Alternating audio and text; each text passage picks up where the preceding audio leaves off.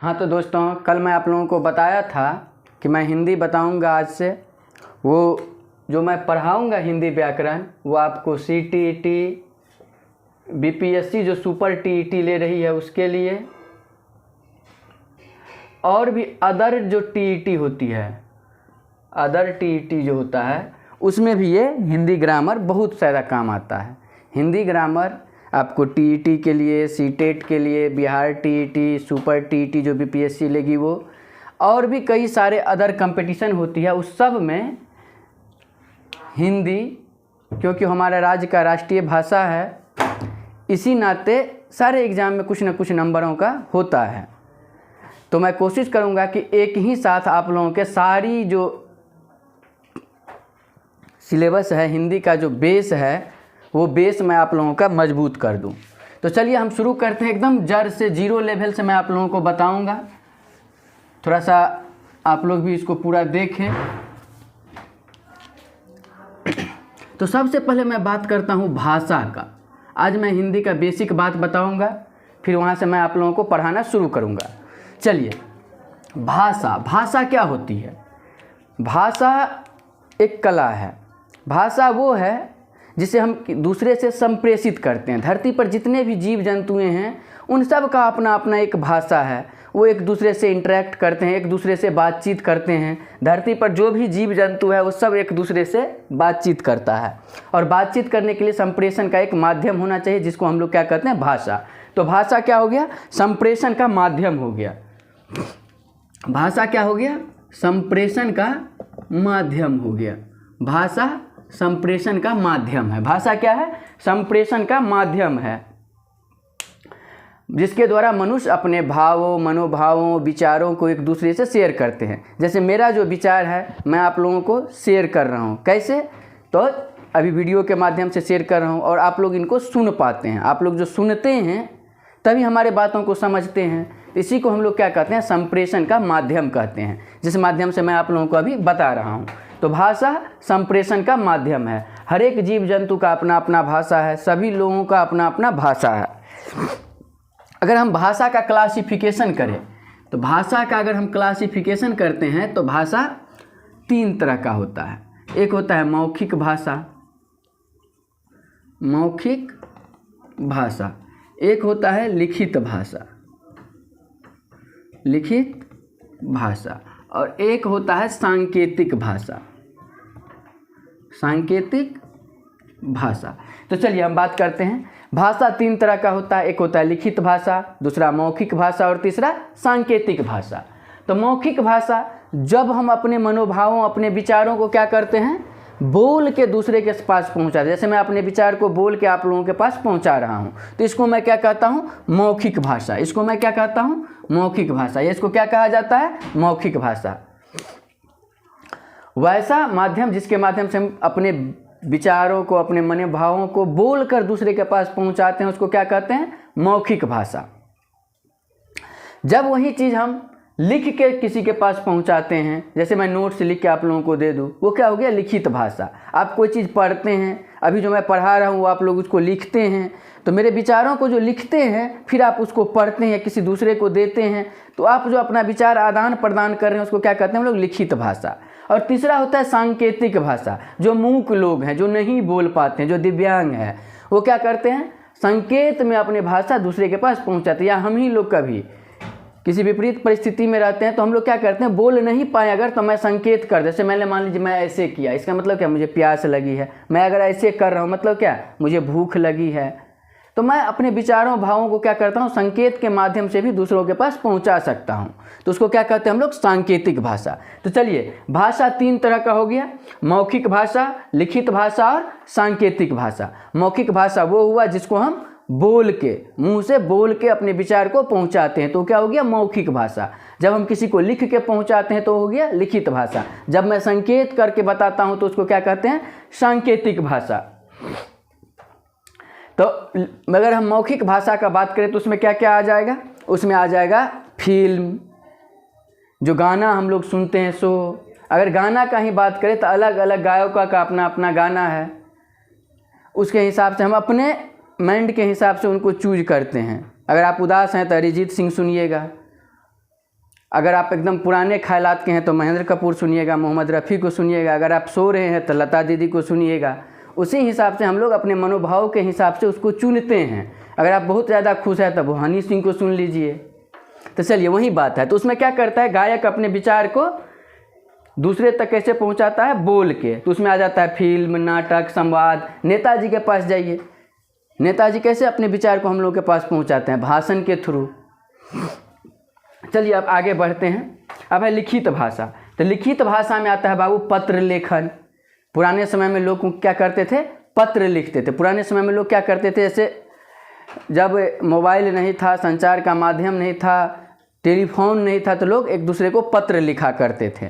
तो पत्र के माध्यम से क्या करते थे, अपने विचार को लिख के और दूसरे के पास पहुंचा देते थे। इसी चक्कर में कितना पिटा भी जाता था। बाकी आप लोग समझदार हैं कि कैसे हम पत्र लिखते थे तो पिटाते थे। चलिए अब आगे बढ़ते हैं हम लोग। तो लिखित भाषा में हो गया पत्र लेखन, समाचार पत्र। समाचार पत्र भी कई तरह के होते हैं। पत्रिकाएं, कहानी हम लोग पढ़ते थे, वो बाल संसद टाइप का आता था, वो भी था एक। उसमें क्या होता था, कहानी रहता था जंगल का। तो हो गया लिखित भाषा। और सांकेतिक भाषा क्या हो गया, जो संकेत। अब भाषा के साथ साथ आप लोग ये समझ गए मौखिक भाषा क्या होता है, जो मुंह से बोला जाए, जो लिख के समझा जाए। लिखित भाषा जो संकेत के थ्रू समझा जाए, उसको हम लोग सांकेतिक भाषा कहते हैं। भाषा के साथ ही एक टर्म आता है बाबू, बोली। तो मैं अभी आप लोगों को बताऊंगा कि भाषा और बोली में क्या अंतर होता है। भाषा वो होता है जिसमें साहित्य की रचना होती है। रामचरितमानस, महाभारत, बहुत सारे काव्य हैं, प्रेमचंद जी लिखे थे, गोदान, ये सब क्या है कि वो भाषा है। तो भाषा वो होता है जिसमें क्या होता है, साहित्य की रचना होती है, जो बहुत बड़े एक क्षेत्र में बोला जाता है, वो होती है भाषा। अगर बात करें बोली का, तब भाषा के क्षेत्रीय रूप को हम लोग क्या कहते हैं, बोली कहते हैं। भाषा का क्षेत्रीय रूप, जैसे तुलसीदास जी रामचरितमानस लिखे थे अवधी भाषा में। तुलसीदास जी रामचरितमानस लिखे थे अवधी भाषा में। तो क्या है, अवधी क्या है, एक बोली है। अवधी क्या है, एक बोली है। अब बात करते हैं भाषा की। तो भाषा में क्या होती है, साहित्य की रचना होती है। भाषा में साहित्य की रचना होती है, बोली में साहित्य की रचना नहीं होती है। इन केस अगर बोली में साहित्य की रचना हो जाती है, इन केस अगर बोली में साहित्य की रचना हो जाती है, तो उसको हम लोग क्या कहते हैं, उस भाषा का उपभाषा का दर्जा हो जाता है। उस भाषा का क्या हो जाता है, उपभाषा का दर्जा हो जाता है। एक होता है मानक भाषा, एक होता है मानक भाषा, एक होता है मानक भाषा। अगर हम मानक भाषा का बात करें तो हिंदी जो होता है उसके मानक स्वरूप को हम लोग क्या कहते हैं, मानक भाषा कहते हैं। ठीक है, तब आप लोग समझ गए भाषा क्या होता है, जिसमें साहित्य की रचना होती है। जिसमें साहित्य की रचना नहीं होती है वो बोली होता है। भाषा बहुत बड़े क्षेत्र में बोला जाता है, जबकि बोली एक सीमित क्षेत्र में बोला जाता है। भाषा हो गया हिंदी, अंग्रेजी, ये मैथिली, संस्कृत, उर्दू, फारसी, ये सब भाषाएं हैं। अगर बोली का बात करें तो मगही, अवधी, बुंदेलखंडी, ये सब क्या है, ब्रज भाषा। तुलसीदास जी ब्रज भाषा में भी लिखे हुए थे। सुरसागर, तुलसीदास जी ब्रज भाषा में सुरसागर लिखे हुए थे। तो वो सब क्या थी, बोली। जैसे ब्रज, अवधी, मगही, ये सब अभी बोलियां हैं, ये सब बोलियां हैं। और भाषा का बात करें तो हिंदी, मैथिली, उर्दू, ये सब हो गया। चलिए अब आगे बढ़ते हैं हम लोग। भाषा के बारे में और कुछ बात जगत करते हैं। भाषा के संबंध में अभी हमारा जिक्र होता है हिंदी भाषा से, हिंदी भाषा से, हिंदी भाषा। चलिए अब हम बात करते हैं कि हमारे संविधान में भाषा संबंधी क्या है। तो हमारे संविधान के 8वीं अनुसूची में भाषा संबंधी जिक्र है। 8वीं अनुसूची, 8वीं अनुसूची में भाषा का जिक्र है। तब बात आती है भारतीय संविधान के 8वीं अनुसूची में कितनी भाषाएं हैं। तो आप लोगों को जानकारी के लिए बता दें, कई बार कई कंपटीशन में पूछा जाता है। तो भारतीय संविधान के 8वीं अनुसूची में, 8वीं अनुसूची में 22 भाषाओं को मान्यता मिली है। अभी मैं आप लोगों को बताऊंगा 22 भाषाएं कौन सी हैं। 22 भाषाओं को मान्यता प्राप्त है। और भी कई सारी क्षेत्रीय भाषाएं हैं जो मान्यता के लिए केंद्र सरकार को अपना पत्र लिखती है। आप लोगों को जानकारी के लिए बता दें, भोजपुरी बिहार का अगर संबंध में अगर हम बात करें तो बिहार में कई सारे भाषाएं बोली जाती हैं, हिंदी, मैथिली, मगही, भोजपुरी। तो ये सारी भाषाएं, उर्दू, अंग्रेजी, ये सब भाषा बिहार में बोला जाता है। लेकिन अगर 8वीं अनुसूची की बात करें तो बिहार में मैथिली, हिंदी, उर्दू, यही 3 भाषाएं हैं। इसके अलावा 8वीं अनुसूची में किसी अन्य भाषाओं का जिक्र नहीं है। भोजपुरी प्रयासरत है 8वीं अनुसूची में दर्ज होने के लिए, जबकि भोजपुरी विश्व के कई देशों में भी बोला जाता है। कई एक ऐसे भी देश हैं जिसका राष्ट्रीय भाषा ही भोजपुरी है। चलिए अब हम बात करते हैं आगे। तो 8वीं अनुसूची में 22 भाषाओं को मान्यता प्राप्त है। अब हम देखते हैं कि 22 भाषाएं कौन कौन सी। मैं आप लोगों को लिख देता हूँ 22 भाषाओं का नाम, फिर आगे हम लोग बढ़ते हैं।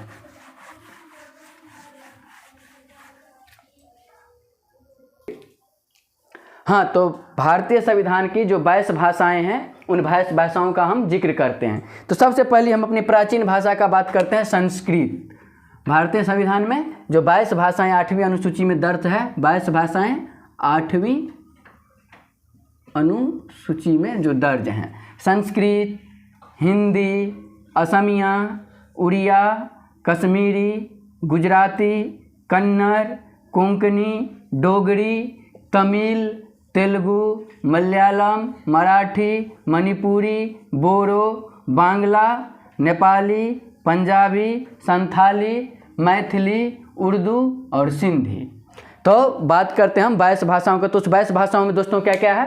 संस्कृत, हिंदी, असमिया, उड़िया, कश्मीरी, गुजराती, कन्नड़, कोंकणी, डोगरी, तमिल, तेलुगु, मलयालम, मराठी, मणिपुरी, बोरो, बांग्ला, नेपाली, पंजाबी, संथाली, मैथिली, उर्दू और सिंधी। तो ये 22 भाषाएं, ये आप लोगों को सीटेट, बीटेट, बीपीएससी कई सारी एग्जामों में पूछा जाता है। तो आप लोग इनको याद कर लेंगे, इनको नोट्स लिख लेंगे, आप लोग इसको लिख लेंगे, स्क्रीनशॉट ले लेंगे। चलिए अब आगे बढ़ते हैं हम। इनके साथ अब बताइए कि हिंदी दिवस कब मनाया जाता है? ये कई सारे एग्जामों में पूछा है। हिंदी दिवस, हिंदी दिवस कब मनाते हैं हम लोग? हिंदी दिवस 14 सितंबर को मनाया जाता है। 14 सितंबर को हिंदी दिवस 14 सितंबर को मनाया जाता है। हिंदी दिवस 14 सितंबर को मनाया जाता है क्योंकि इसी दिन जो है हिंदी को भारत में राष्ट्रभाषा का दर्जा मिला था। तो बात करते हैं हम लोग आगे। तो 14 सितंबर को हम लोग क्या करते हैं? हिंदी दिवस के रूप में मनाते हैं। 14 सितंबर 1949 ईस्वी को भारत में हिंदी को राजभाषा मिला था। 14 सितंबर 1949, 14 सितंबर 1949 ईस्वी को भारत में राष्ट्रभाषा का इसका दर्जा मिला था हिंदी को। इसीलिए इस दिन 14 सितंबर को हम लोग हिंदी दिवस के रूप में मनाते हैं। 14 सितंबर को हम लोग मनाते हैं हिंदी दिवस। अब आते हैं हम लोग अंतर्राष्ट्रीय हिंदी दिवस। अंतर्राष्ट्रीय हिंदी दिवस, अंतर्राष्ट्रीय हिंदी दिवस का अगर हम बात करें तो मनाया जाता है बाबू 10 जनवरी को। अंतर्राष्ट्रीय हिंदी दिवस कब मनाया जाता है? 10 जनवरी को। अंतर्राष्ट्रीय हिंदी दिवस 10 जनवरी और हिंदी दिवस 14 सितंबर को।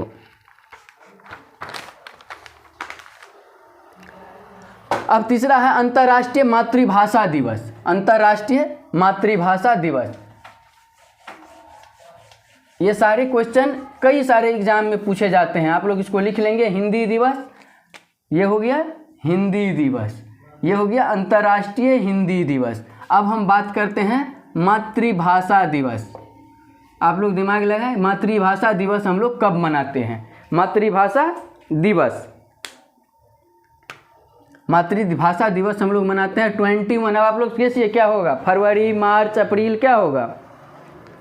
21 फरवरी को हम लोग मातृभाषा दिवस मनाते हैं। 21 फरवरी को हम लोग क्या करते हैं? मातृभाषा दिवस मनाते हैं। हर लोगों का अपना अपना मातृभाषा होता है। मातृभाषा वो होता है जो हम लोग अपने मम्मी से सीखते हैं। जब कोई भी बच्चा होता है, आप लोग CDP में भी पढ़िएगा कि कोई भी बच्चा जो अपने माता से पहली बार भाषा सीखता है उसको हम लोग क्या कहते हैं? मातृभाषा कहते हैं। अब हम बात करते हैं हिंदी व्याकरण के जनक कौन हैं? वैसे संस्कृत व्याकरण और हिंदी व्याकरण के जनक दोनों का एक ही, महर्षि पाणिनि। महर्षि पाणिनि को हिंदी व्याकरण का जनक कहा जाता है। हिंदी व्याकरण का जनक, व्याकरण का जनक महर्षि पाणिनि। महर्षि पाणिनि को हम लोग हिंदी व्याकरण के जनक के रूप में जानते हैं। तो ये था बात। अब हम बात करेंगे बाबू लिपि का। लिपि क्या होती है, ये भी बहुत इंपॉर्टेंट टॉपिक है। एक लिपि क्या होता है, अलग अलग एग्जाम में हम लोग 10th का एग्जाम देते तो उसमें लिखा रहता था कि लिपि क्या होता है, लिपि कौन सी है, हम किस लिपि में बात करते हैं। हर एक भाषा का अपना अपना एक लिपि होता है, जितनी भी भाषाएं होती है उस सबका अपना अपना लिपि होता है। चलिए अब आगे बढ़ते हैं हम लोग लिपि के। तो किसी भी ध्वनि को लिखने के लिए, किसी भी ध्वनि को लिखने के लिए, किसी भी ध्वनि को लिखने के लिए हम जिन चिन्हों का उपयोग करते हैं उसे क्या कहते हैं, लिपि कहते हैं। किसी भी ध्वनि को लिखने के लिए हम जिन चिन्हों का उपयोग करते हैं उसे हम क्या कहते हैं, ध्वनि कहते हैं। किसी भी चिन्हों को लिखने के लिए हम जिन संकेतों का उपयोग करते हैं उसे क्या कहते हैं, लिपि। किसी भी भाषा को लिखने के लिए हम जिन चिन्हों का उपयोग करते हैं उसे लिपि कहते हैं। चलिए, या इसको हम इसके जगह पे ये भी कह सकते हैं कि ध्वनियों। ध्वनियों मतलब जो आवाज़, साउंड होता है, ध्वनियों को लिखने के लिए हम जिन चिन्हों का उपयोग करते हैं उसे क्या कहते हैं, लिपि कहते हैं। प्रत्येक भाषा की अपनी अपनी लिपि होती है। जैसे बात करें अगर हम, तो हिंदी, मराठी, इनके साथ और भी भाषाएं, हिंदी हो गया आपको, मराठी हो गया, नेपाली, संस्कृत, नेपाली, संस्कृत, इस और भी कई भाषाएं, इन सब का लिपि आपको है देवनागरी। इसके अलावा अगर बात करें हम अंग्रेजी भाषा का, तो इसका लिपि है रोमन। अगर हम उर्दू भाषा का बात करें, उर्दू, फारसी, इसका है फारसी लिपि। ठीक है, तो ये हो गया आप लोगों का लिपि। लिपि बहुत ही इंपॉर्टेंट है, इसको भी आप लोग पढ़ लेंगे। चलिए अब आगे बढ़ते हैं हम लोग मुख्य रूप से जो व्याकरण है उसके तरफ। तो आगे हम बढ़ते हैं, मुख्य रूप से व्याकरण है जिसके तरफ। ठीक है, तो आगे हम बात करते हैं। हाँ, तो हम व्याकरण के जो एक क्या कह सकते हैं कि मुख्य चीज़ से पहले जो हट के कुछ चीज़ है जिसका प्रश्न आता था, उसमें एक और बात आती है बाबू। बात यह है कि हिंदी जो हम लिखते हैं वो हिंदी शब्द किस भाषा का है, ये आपको कोई नहीं बताएगा। इस चीज़ को आप गौर से देखिएगा। ये हिंदी तो हम लिख लिए, ऐसे लिखिए या फिर ऐसे लिखिए, ये हिंदी है, लेकिन ये हिंदी किस भाषा का शब्द है। अगर इसका हम बात करें, आप लोग सोचिए ज़रा सा, ये किस भाषा का शब्द हो सकता है हिंदी, और इनको किसने खोजा, इनके बारे में सबसे पहले चर्चा किसने किया। तो आपको बता दें कि हिंदी खुद जो है वो फारसी भाषा का शब्द है। हिंदी खुद फारसी भाषा का शब्द है, और इनको खोजा था ईरानियों ने। वो सिंधु नदी के किनारे थे, और उन लोगों को हिंदी भाषा के बारे में सबसे पहले किसने खोजा, ईरानियों ने। और हिंदी फारसी भाषा का शब्द है, इसको आप लोग लिख लेंगे। चलिए अब आगे बढ़ते हैं हम लोग व्याकरण की तरफ। तो बात करते हैं बाबू व्याकरण का। इंग्लिश में इसको हम लोग क्या कहते हैं, ग्रामर। और बात करें ग्रामर का, तो ग्रामर वो शास्त्र होता है, व्याकरण वो शास्त्र होता है कि जिस भाषा का हम व्याकरण पढ़ते हैं उस भाषा के बारे में हमको शुद्ध शुद्ध लिखना, बोलना और पढ़ना आ जाता है। क्यों? क्योंकि उसमें सारी भाषा संबंधी नियम कानून होते हैं। तो चलिए हम बात करते हैं हिंदी व्याकरण का। जैसा कि मैं आपको पहले ही बता चुका हूँ, हिंदी व्याकरण का जनक महर्षि पाणिनि को कहा जाता है। हिंदी व्याकरण का जनक महर्षि पाणिनि को कहा जाता है। और वहीं संस्कृत व्याकरण के भी जनक हैं, वहीं संस्कृत व्याकरण के जनक हैं। अब हम बात करते हैं व्याकरण का। तो व्याकरण वो शास्त्र है जिसके अंतर्गत हम लोग शुद्ध शुद्ध बोलना, लिखना और पढ़ना सीखते हैं। अब उसमें आप भाषा लगा दीजिए। अगर हिंदी व्याकरण पढ़ेंगे तो हिंदी शुद्ध शुद्ध बोलना, लिखना और पढ़ना सीखेंगे। अंग्रेजी व्याकरण पढ़ेंगे तो अंग्रेजी शुद्ध शुद्ध बोलना, लिखना और पढ़ना सीखेंगे। अब आगे बढ़ते हैं हम लोग व्याकरण। तो हिंदी व्याकरण के मुख्यतः 3 अंग हैं। हिंदी व्याकरण के मुख्यतः 3 अंग है। पहला है बाबू वर्ण विचार, वर्ण विचार। दूसरा है शब्द विचार और तीसरा है वाक्य विचार। तो चलिए अब बारी बारी से इन सब के बारे में चर्चा करेंगे, फिर आगे ग्रामर के व्याकरण में हम डिटेल से जाएंगे। सबसे पहले चर्चा होती है वर्ण विचार की। एक कहीं कहीं पे और जिक्र आता है पद विचार, लेकिन वो मुख्यतः में नहीं आता, मुख्यतः 3 ही हैं, वर्ण विचार, शब्द विचार और वाक्य विचार। तो चलिए अगले क्लास में हम लोग इसके बारे में बारी बारी से पढ़ेंगे। आप लोग लाइक सब्सक्राइब करते रहिए, इसको देखिए पूरा वीडियो। आप लोगों को लिए बहुत ही महत्वपूर्ण क्लास होगा हिंदी का, जिसमें आपको हम बताएंगे हिंदी के बेसिक से लेके एकदम ऊपर के तरफ, जिससे आपको फ़ायदा होगा सीटेट में, बीपीएससी के सुपर टीईटी में और भी अदर स्टेट लेवल में जो भी एग्ज़ाम होते हैं, सारे में कहीं ना कहीं हिंदी ज़रूर होता है। तो चलिए अब अगले क्लास में हम लोग जानते हैं वर्ण विचार के बारे में। ठीक है, बाय।